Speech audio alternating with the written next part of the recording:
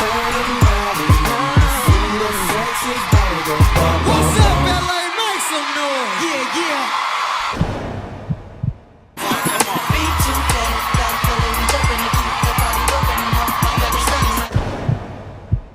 We did 3 months of touring. In total, we did 6 months of touring and didn't receive 1% of a penny. We didn't receive a dime, nothing.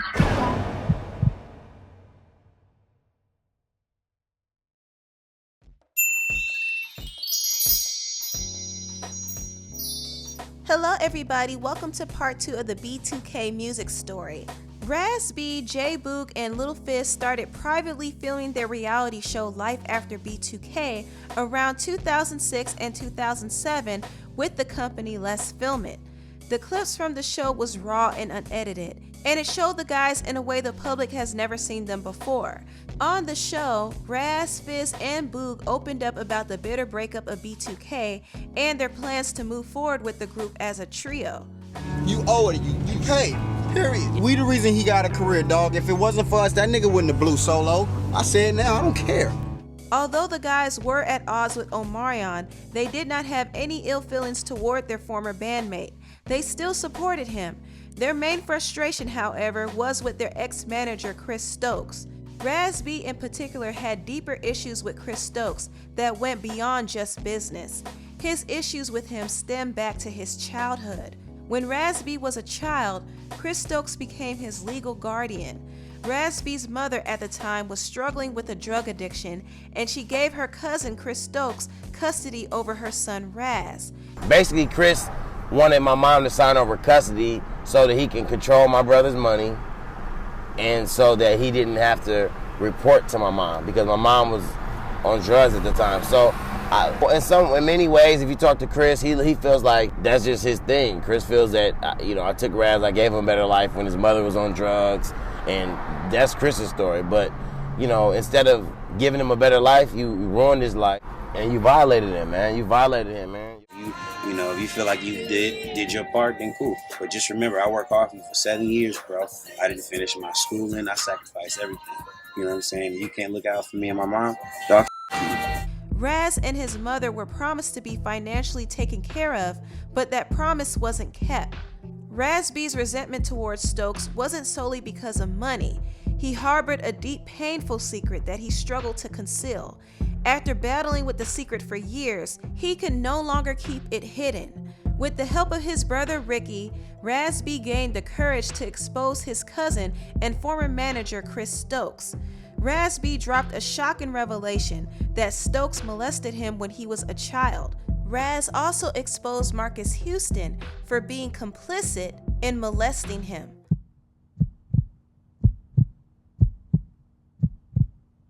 Basically, it all started with Chris Stokes. Like, it started one day with Chris was like, well, let me touch you. You know what I mean? Somebody must like it. I tell you, I didn't like it. I tell you, my hurt.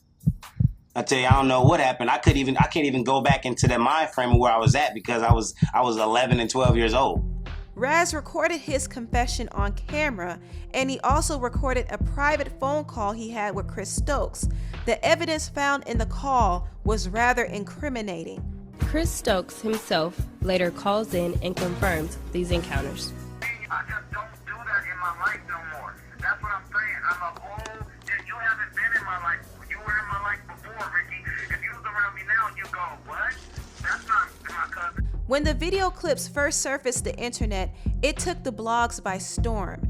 It also shocked J Boog and Fizz because they had no idea that Raz would film a video exposing Stokes. The situation was extremely sensitive, and it hit close to home for them too. Raz B's original video confessions from 2007 did not stay on the internet for long. Chris Stokes and his legal team seized the footage. Raz did reveal that behind the scenes, he was pressured to retract his statements. To me, where I'm at right now, I feel it's important for me to tell the truth because they had me do this thing, it's called a retraction. I never knew what the word retraction meant until they had me go to Compton and apply this pressure and have me do this tape. Basically make me look like a fool. It was two cameras there. A retraction statement. Yeah, there's a camera I was looking directly into and there's another camera that they took and ran off. And we were trying to get something respectful to say because I've always showed compassion, which I should have been showing no compassion for no monsters. You know what I'm saying? These are monsters. Chris Stokes, Marcus Houston, a lot of people know him. While this was going on, J. Boog and Fizz were stuck in a limbo.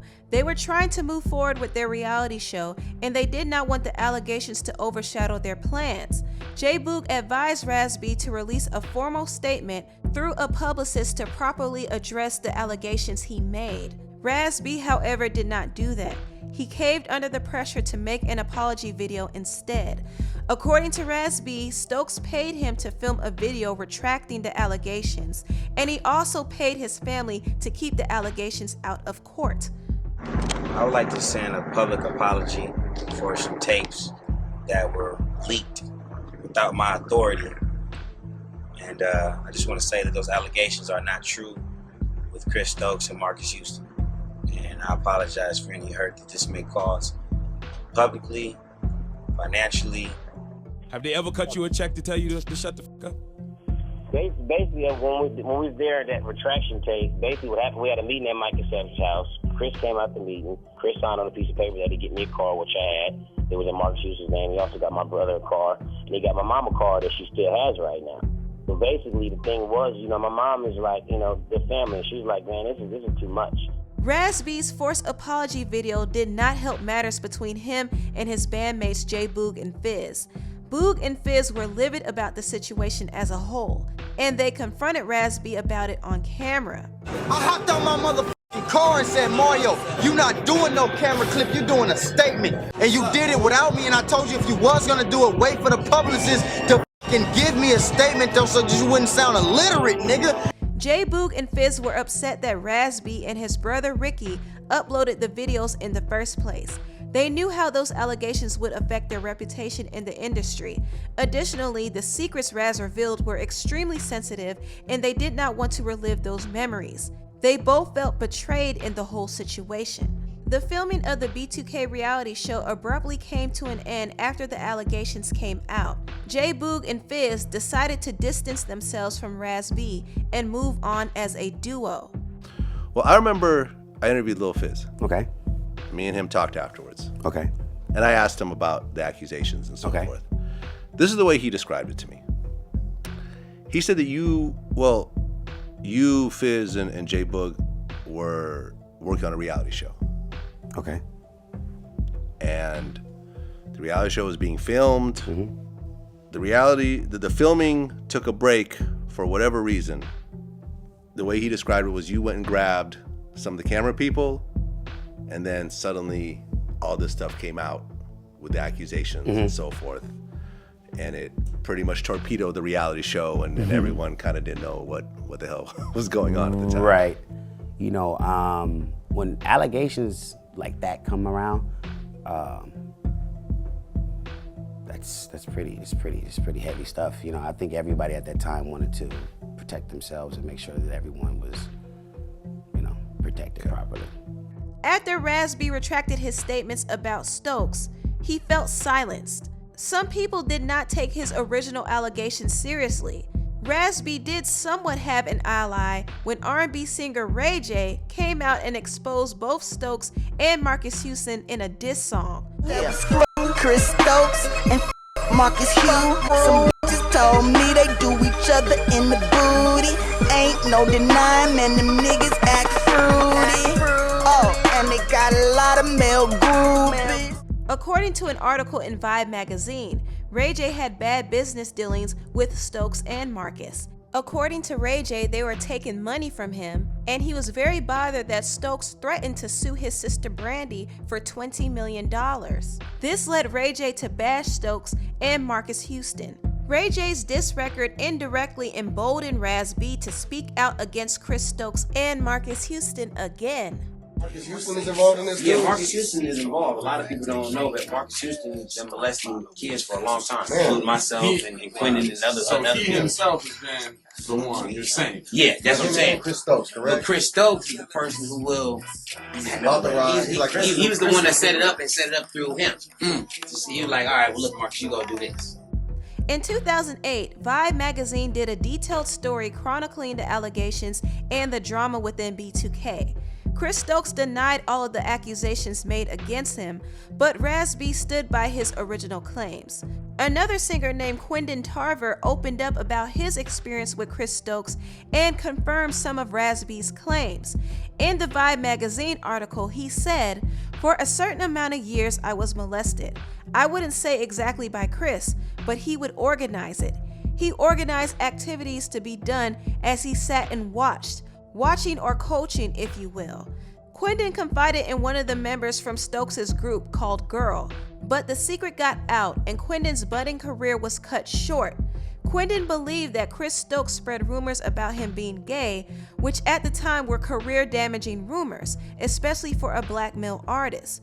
Quindon said that Chris stopped him from releasing any more music after that. Despite Quindon and Raz B's testimony about Stokes, Lil Fizz and J Boog denied being abused and emphasized that they were not gay, because people were making assumptions about their sexuality instead of focusing on the severity of the allegations Raz B made.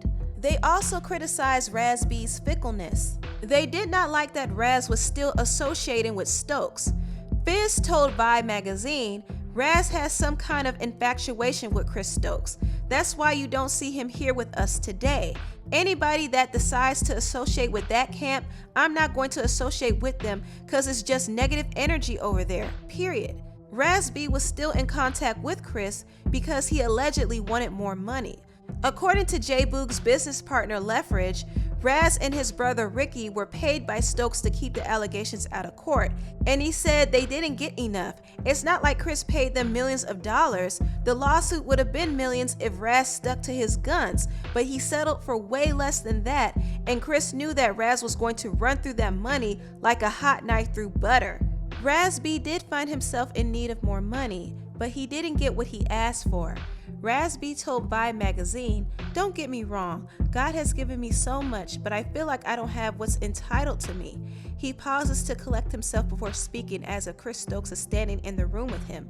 "Come on, dude, you signed over guardianship. You sitting on $65 million. I'm broke. I don't care, paperwork is paperwork, but I worked for you for 7 years and you had guardianship over me. I'm supposed to be sitting on millions. Where are my millions at?" Although Raz B did not initially take Stokes to court, he was still determined to tell his truth. Meanwhile, Fizz and Boog branched off as a duo. In 2009, they released a single from their EP called Bounce, which would be a part of the soundtrack for the movie Bring It On Fight to Finish. Let me see your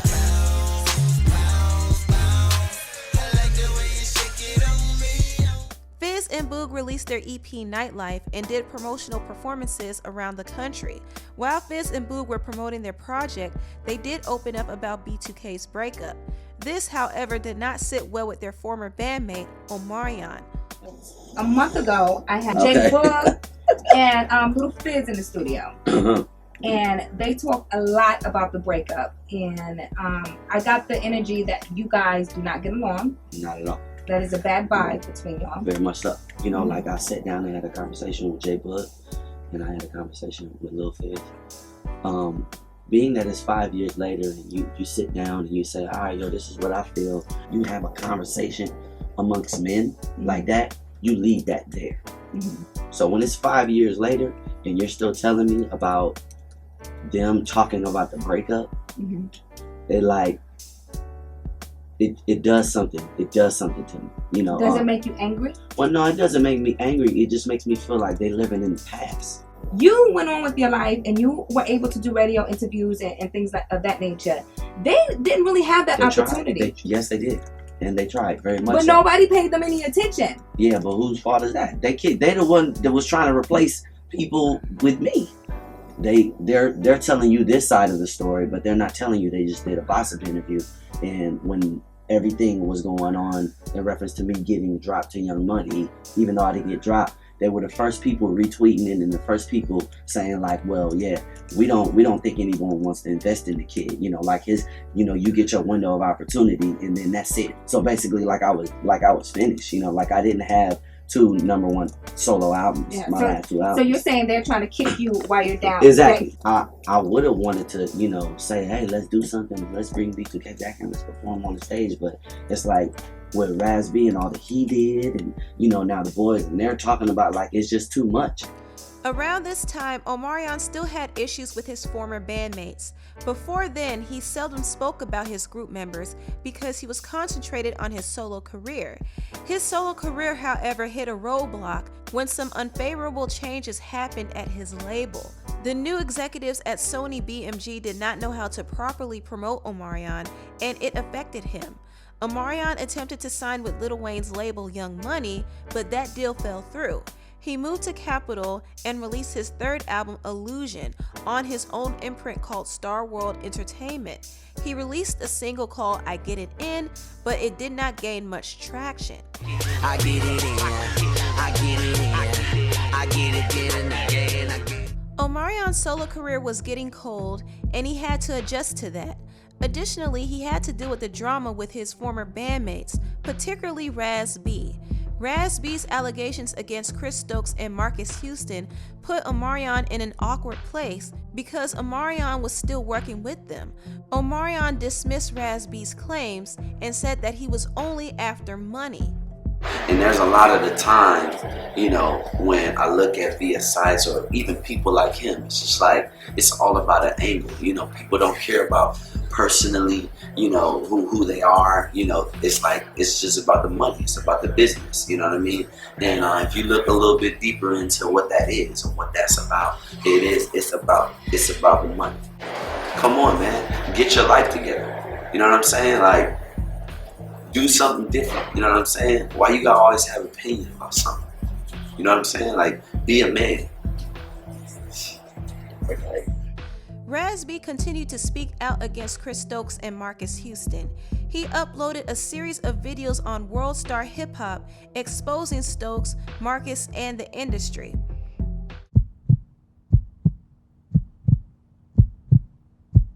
Once I finally tell the truth, completely, not the half truth, that's when everything's gonna completely go right for me in my life. I've been trying to protect Chris, Marcus, Omari, y'all, everybody have respect for everybody's family, but don't nobody show no love or respect for me. Nobody's never really said, Raz, I really got your back, thank you, because you know what, Boog, I mean, me and Boog was in a room together. Chris Stokes put us in a room together and made us do stuff together. You feel me? Me and Jarrell Houston. I feel bad for Bud. I feel bad for Fizz. I feel bad for Amari. I feel bad for Marcus Houston. I feel bad for Jerome Jones. I feel bad for all these kids that want to sweep this shit under the rug and act like this shit's okay, what Chris Stokes did. I show so much compassion for everyone, but niggas just spit on me enough, and I'm done with it. Dude, I used to have sex with Chris Stokes. Chris used to have me have sex with him. He wanted me to have sex with him all the time. Well, see, I didn't have sex with him. I had to have sex with Marcus. And you know, and what Chris did, he sick Marcus on me, and then Chris also asked me, he's like, well, can I touch it? You know what I mean? Like them niggas are really, really like that, homie. I laid there on the floor. Chris was on the bed. Marcus was right there next to me. Once he tried to penetrate me, and then I told him I was bleeding. I said, it hurt. Wow, what the fuck? It hurt, dude. It hurt. It hurt me. You put a dick in my booty hole, bro. And fuck me, my nigga. With Chris laying on the bed, watching with the big ass polo, teddy bear, and the big ass pillows on the bed. Mm-hmm. And then I was laying out. Are you talking about are you talking about that wooden bed Chris had, that real high wooden bed? Yes, nigga. Yeah, I know about that bed. Hey, on the side of that bed, on the left of it, was it that little glass jar with the change in it and the little like futon? How do you know about that? You were younger than me, so how do you know about that? Quentin, I'm trying to tell you, I walked through the same thing what you walked through. That first time that Marcus ever put his dick in my booty was in that room too. Yeah, Chris did the same shit. Chris would try to work through the kids and work through Marcus because he already got Marcus at a young age, and he would work through Marcus to see. My nigga, my nigga, and Shit is sick. Man, you sick. You know what? When this the type of stuff that makes me upset. Chris used to have me have sex. I used to have to f Chris all the time. To where it was like, man, this shit's like, it's not even, this shit is nasty, my nigga. I'm like, I'm really looking at this nigga like, this nigga really is gay. Like, this nigga really do like this shit, and I have to participate and do this shit. When can I stop? He's what you call an incest perpetrator, dog. Someone that's close to you, that's like a father figure that will just fucking straight mislead you and take advantage of you. Yo, did he ever let you try to have a girlfriend? Like, he would try to control my girlfriends if I could have my girlfriend. And, I mean, it was cool to be disciplined and maybe not to have a girlfriend because you need to focus. She was light-skinned. Damn, very racial. It was always like light-skinned girls. Everything was light-skinned girls. Everything was light-skinned all the time. I showed them the picture of my girlfriend that was back here in Dallas. They clowned me, my nigga, because she was caramel color. And I love her. I love that girl. They trashed me. You know I broke up with her, dude? Yep, they did the same thing like that with Amari's girl. They maybe do that with my girl. Like, they're crazy, dude. Shit crazy. I was 13 when I lived with Chris. I met Chris when I was 12. Came to sign when he signed me to. You moved in with him after that. He wanted you to move in, huh? Yeah, I had to. Yep. I had a manager before he was my manager. He got rid of that manager, didn't he? He did not want that manager involved with me. Yep, because he didn't want that manager to see what Chris Stokes' hidden agenda is. Chris Stokes, man. My manager, bro. Because Chris said, if you want to get time with me, you got to not have, you can't have no other party. I got people that's trying to fuck with me, and I'm gonna beat it. This nigga thought he had me down. He thought he killed me. He sabotaged me on the phone. Yo, Quentin. He told my record company that I could not sing no more. Motherfucker, I was the best fucking vocalist you had in your camp, nigga. What the fuck you mean I can't sing? Quentin. That is unbelievable. He sabotaged the same with B2K, Divide and Conquer.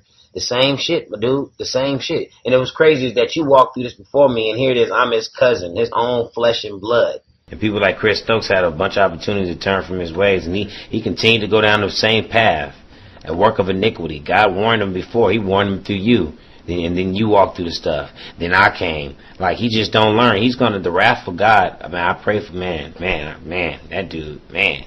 Whew. Messing with God's children? Dude. See, a lot of people don't know, I've been dealing with the police. It's just an ongoing process. People are like, why you just going out with this now? No, it's an investigation they're putting together. They need proof. You know what I'm saying? The proof is right. The proof is right here. But for the first time, the world's going to see that me and you are coming together because God brought us together. It's the first time we're talking ever. You know, I got to be vocal sometimes because God has given me a voice. You know, like I said, I forgive, but I'll never forget. You know what I'm saying? And, you know, it disturbs me. You know what I'm saying? Because like they said, like you just said, they thought they killed me. They thought they could sabotage me. They thought that I was dead, homie. But the Christ in me has risen. The light is shining. And I love Amari. I love my enemies. But you know what? The truth will prevail, and people that want to stay in the dark can stay in the dark, man. It's about the truth will set you free.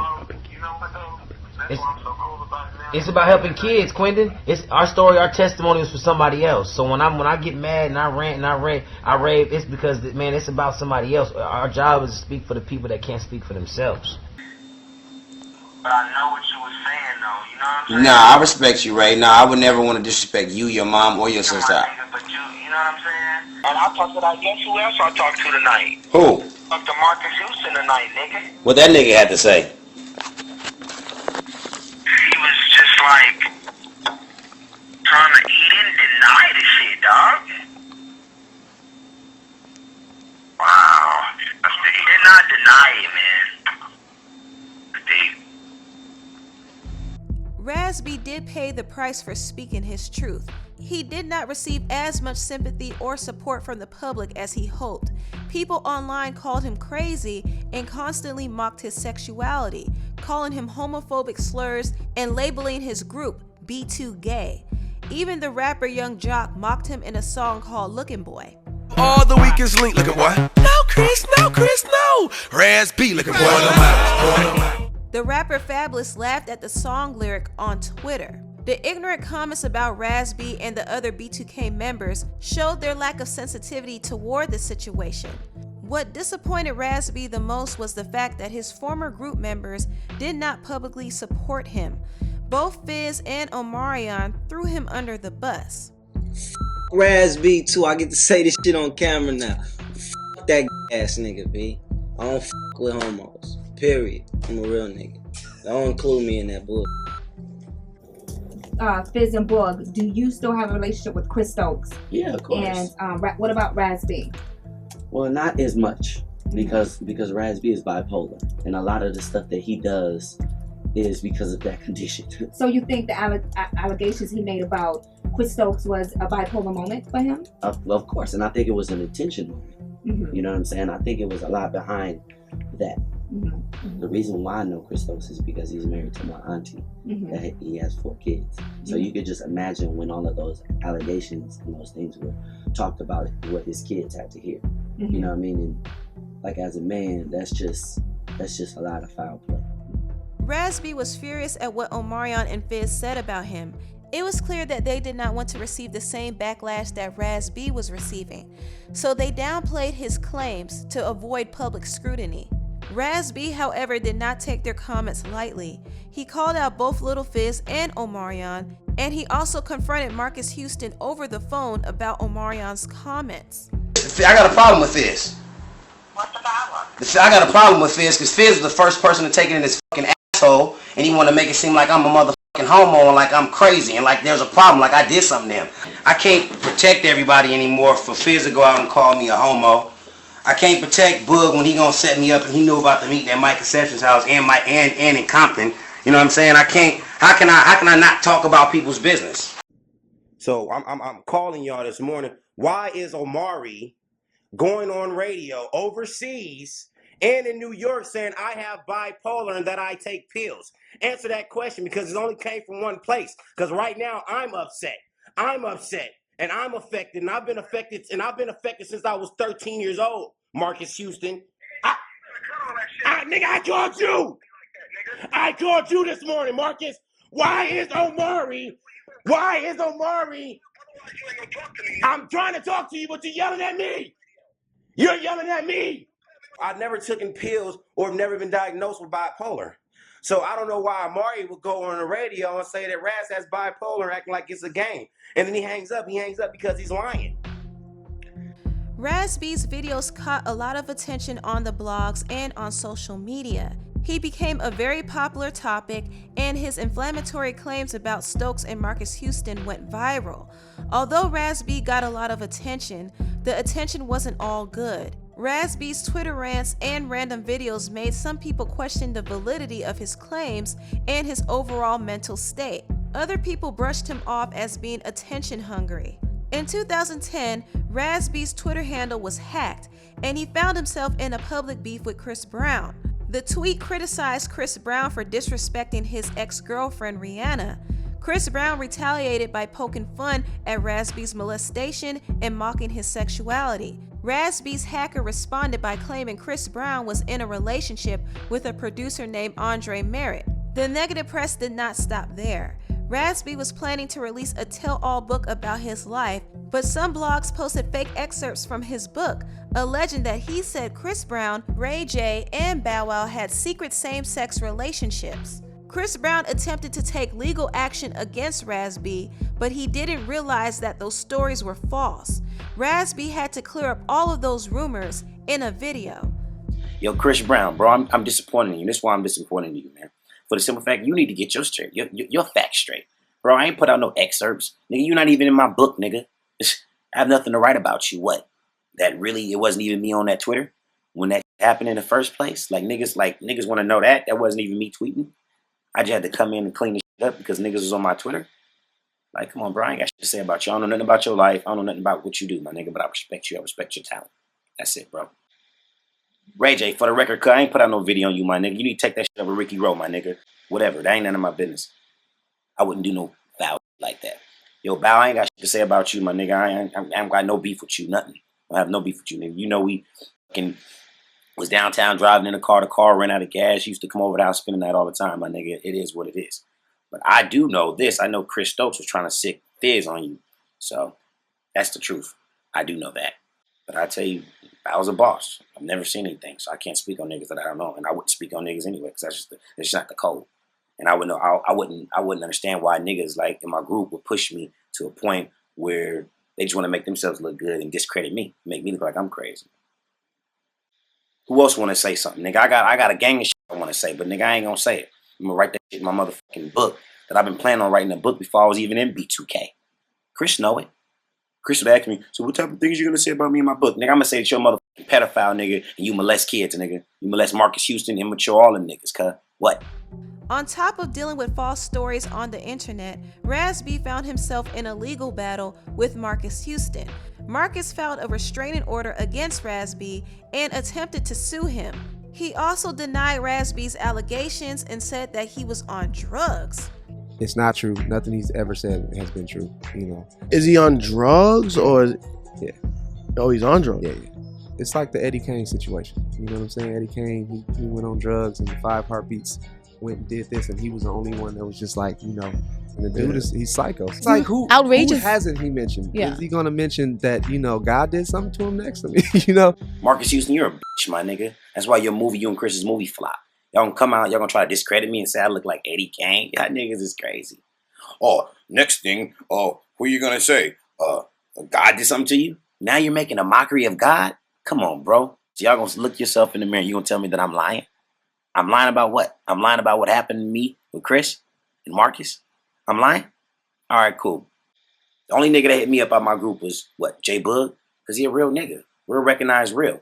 I respect you, Bug. You already know what it is. For all these years, my nigga, I've tried to protect everybody. Protect the information, protect everything. And guess what people do? They keep pushing me, they keep forcing me. You know, I sued both him and his brother and got restraining orders against them, and I won, so. Oh, Marcus Houston. Oh, you said you sued me? Oh, man, you sound like a dummy. Oh, yeah, we sued them. We won. You sued me. What did you get? Come on, man. You came into the thing with lawyers and scared with security, my nigga. Like, somebody's going to touch you. Oh, they have cameras and stuff. You old ass nigga. You're a weenie nigga. You let gang punk you? You're a bitch, nigga. You're a bitch, my nigga. You're a bitch, my nigga. You're really a bitch, nigga. After dealing with all the chaos in the press, Raz B decided to move to China to avoid harassment and start his own music business.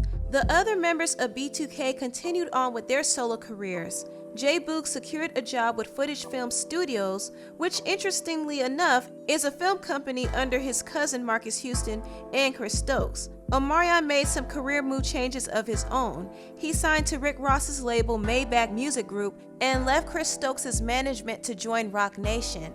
And in 2014, he joined the VH1 reality show Love and Hip Hop Hollywood. Fizz joined the cast as well. Omarion and Fizz's involvement in the show helped bring a lot of viewers. People were entertained by Omarion's relationship with his girlfriend April, and they also tuned in to see the drama within Fizz's relationship with his child's mother Moniece. The show helped both of their careers. It gave Omarion's career new life. Omarion released his single from his 4th album called Sex Playlist, and the single was called Post to Be, featuring Jhené Aiko and Chris Brown. If your chick come close to me, she ain't going home when she supposed to be. I'm getting money like I'm... The song was a huge hit, and it sold 3 million units in the US alone. Fizz also capitalized off of his exposure on Love and Hip Hop and released a song called Good Lotion. Although all of the members from B2K were doing their own thing, they still had a desire to reunite.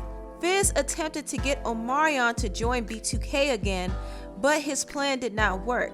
He decided to bring Ray J into the fold, but Ray J had his own agenda. Ray J wanted to be the lead singer of the group and rename it Ray 2K. Basically what he's trying to say is, I'm the new Omarion. It would never be like we trying to stunt on the homie. Ray J's idea did not sit well with J Boog, and the two had a heated disagreement about it. Let's just get that clear. Ain't no clear. Well, you gotta get that clear. Numbers don't lie. Come sit over there, you get clear. We could take a fade right now, just me and you. We can take a fade. Fizz and J Boog's plan to reunite B2K failed, but all hope wouldn't be lost. Raz B also had a desire to reunite with B2K and saw it as not only a great personal move, but a great business move. He knew that if B2K reunited, they would make some serious money touring together. In order to make it happen, the group had to make amends. Raz B himself did publicly apologize to his bandmates for offending them with his very public rants. But I would love to see B2K back together. Hey, you know what? Everybody want to blame everything on me? Cool, blame it on me. I'm big enough to take it. You know what I'm saying? And if I've offended anybody, I apologize. Omarion himself was very hesitant to reunite with his former group members. For years, he did not want to associate with B2K, but eventually things came full circle. In December 2018, all of the group members, Raz B, Fizz, J Boog, and Omarion, announced that they were going on tour. Their tour is called the Millennium Tour, and it features artists like Mario, Pretty Ricky, Lloyd, Bobby Valentino, Yin Yang Twins, and Chingy. Their tour will start in 2019. This fantastic news was a dream come true for a lot of B2K fans. Throughout B2K's success and trials and tribulations, the group stood firm and stood tall. B2K will forever be marked in music history as the biggest black boy band of the new millennium. That fact alone is one of the reasons why their legacy deserves to be recognized. Thank you for watching this music documentary on B2K, and if you enjoyed it, please like, comment, and subscribe, and share the video if you care. I'll see you next time. Bye.